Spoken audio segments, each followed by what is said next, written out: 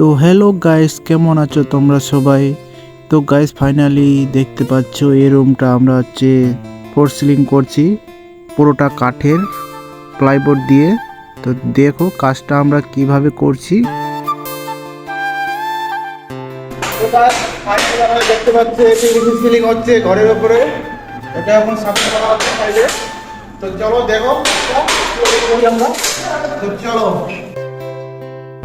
তো guys finally ফ্রেমটা complete করে এখন আমরা প্লাই লাগাচ্ছি।